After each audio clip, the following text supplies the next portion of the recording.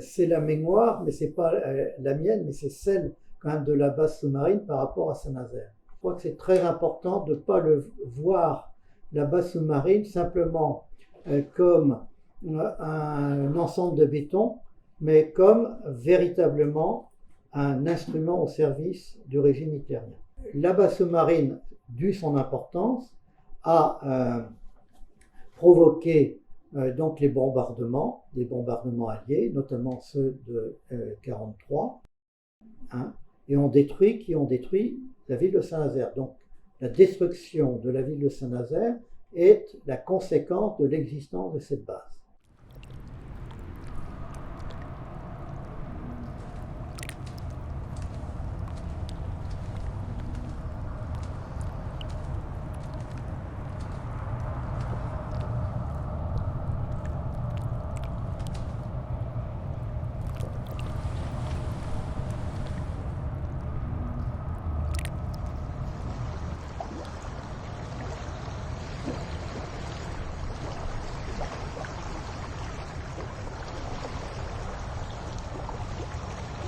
Quand je suis parti en 1942, quand j'étais trop petit,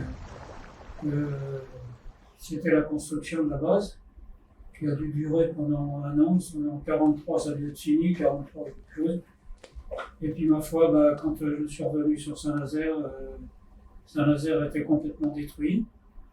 Que quand la guerre s'est déclarée, j'avais 11 ans, que j'ai dû quitter Saint-Nazaire lorsque les enfants quand il a fallu évacuer les enfants, 42, et je suis rentrée à Saint-Nazaire en 46. Mon père est resté assez longtemps encore comme prisonnier de guerre dans la région. Les bombardements, c'était affreux. Oui, on passait la nuit dans la cave, il y a eu l'opération Chariot, donc... hein. Mais ce qui marque le plus, il me semble, à Saint-Nazaire, c'est un bombardement en particulier qui touche encore les gens et qui les gens parlent encore, c'est celui des apprentis. En fait, un centre d'apprentis a été détruit lors d'un bombardement allié. Dans ce centre d'apprentis, il y avait des jeunes qui apprenaient un métier et qui sont décédés. Et ça, c'est resté dans les mémoires nazériennes.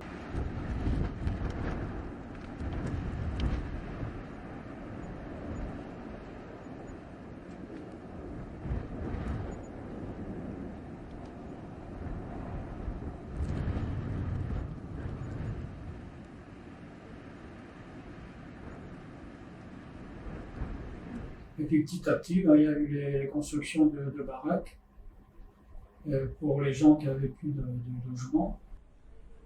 C'est avec cette carte postale que vous voyez bien le traumatisme que ça a été. Oui, parce qu'en fait, le port, c'était ça, le centre de Saint-Nazaire. Voilà, c'était le centre. Alors, là où il y a le bateau, vous avez maintenant la base. Et donc, on voit la mer. Hein, c'est exactement la Loire qui est dans le fond, hein, la petite zone bleue, et devant vous avez le bateau. Et cette vision-là, on l'a.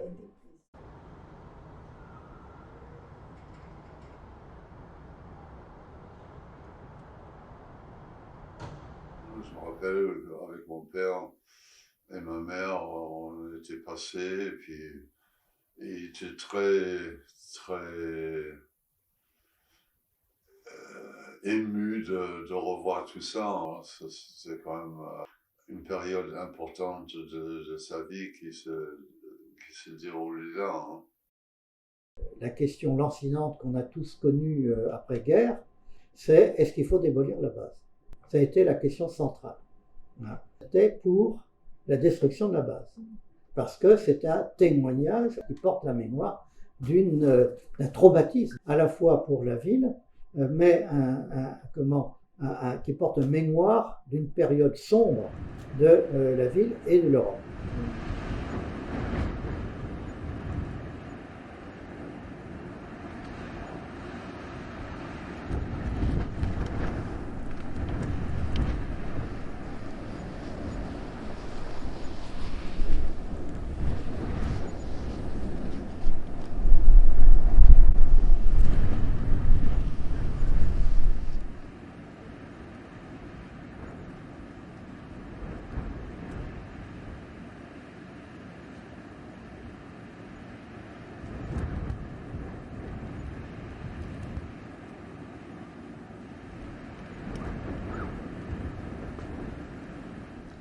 mais on peut aussi réutiliser.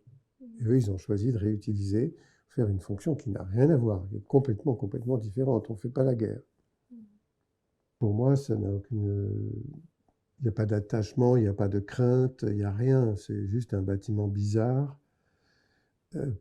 esthétiquement discutable et en même temps intéressant. Donc c'était une assez bonne idée, je trouve, d'en faire quelque chose. Ce bâtiment ne s'est pas figé.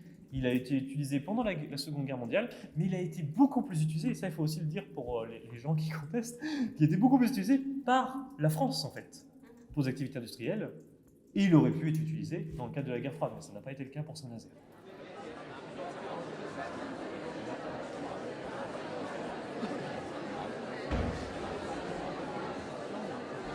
Les jeunes aujourd'hui, bon, ils ont accès à la base sous-marine pour des fêtes, pour des concerts, pour des... Bon, bah, ils ne peuvent pas voir ça comme nous, on le voit.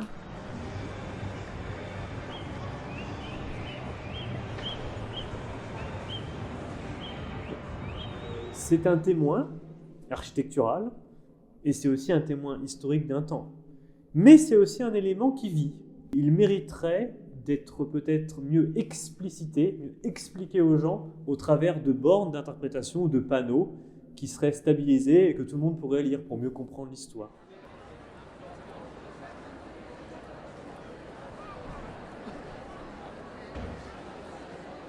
La guerre ne m'intéresse pas. Donc ce n'est pas la guerre que je veux évoquer, c'est la possibilité de vie. Et justement, ce que je veux montrer dans un endroit comme celui-ci, c'est que même sans intervenir, même sans entretien, il y a des tas de plantes qui poussent.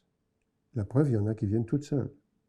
Alors il y en a qu'on a plantées, hein, c'est le jardin des Orpins, ça ne fait pas de doute, mais il y a aussi toutes celles qui sont arrivées, on en a gardé quelques-unes, même dans le jardin des Orpins, et on voit bien qu'on verra comment ça se développe.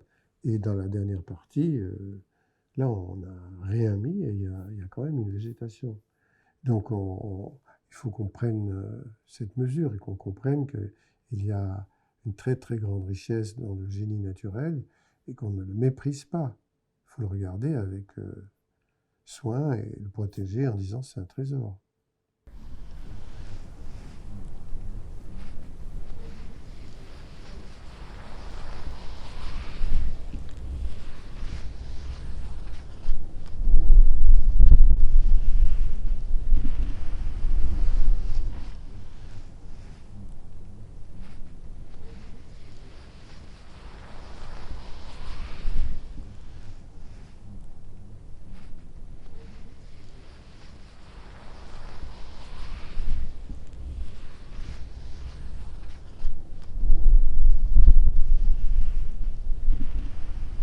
Il y a le fait qu'on puisse y accéder facilement avec la rampe et les escaliers.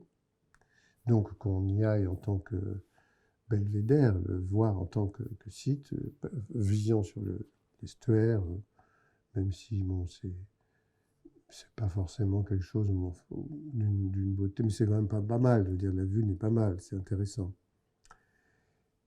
Il y a ça, c'est un espace public, ça devient un espace public à partir du moment où tout ça est mis à la disposition, donc c'est quand même quelque chose de... Et le jardin rajoute quelque chose en plus.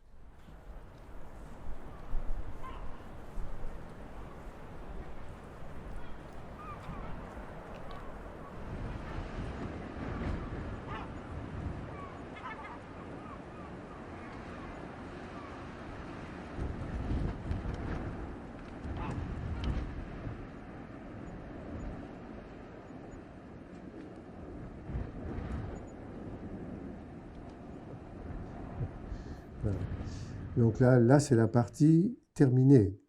C'est la seule partie terminée où il y avait les poutres sur les murs qui permettaient d'imaginer que les obus allaient exploser sur ces poutres et non pas sur le sol, de façon à protéger justement les sous-marins.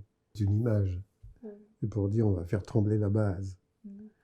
Les trembles sont des arbres très, très beaux d'un point de vue comme ça, de cette espèce d'oscillation qu'il y a avec le moindre vent. Hein. C'est pas besoin de beaucoup de vent, et la feuille fait comme ça.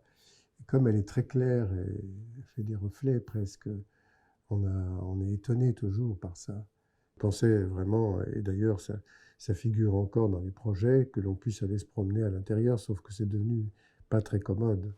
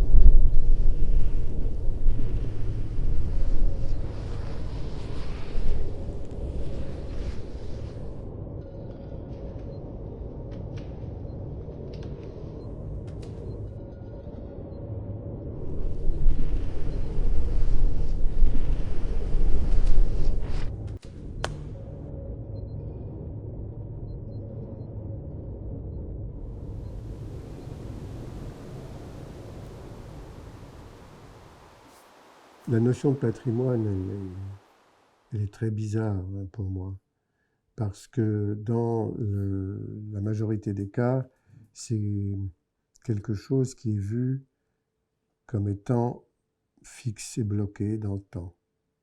C'est patrimonialisé, c'est sacralisé. Et donc, ça n'a pas le droit d'évoluer. Un jardin, ça évolue tout le temps. Toutes les plantes, les animaux bougent, se transforment tout le temps.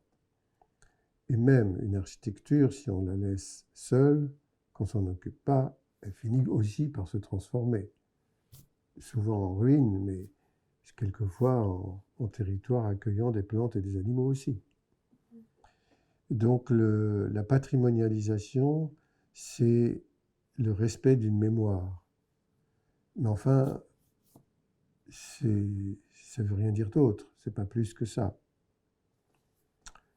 Et là, on a effectivement une rencontre entre les deux, la mémoire d'une architecture correspondant à une époque de guerre et des plantes, qui, elles, s'en fichent complètement de cette histoire-là, c'est pas leur problème. Donc on est dans deux choses qui ne sont en complémentarité, mais qui ne sont pas en opposition non plus.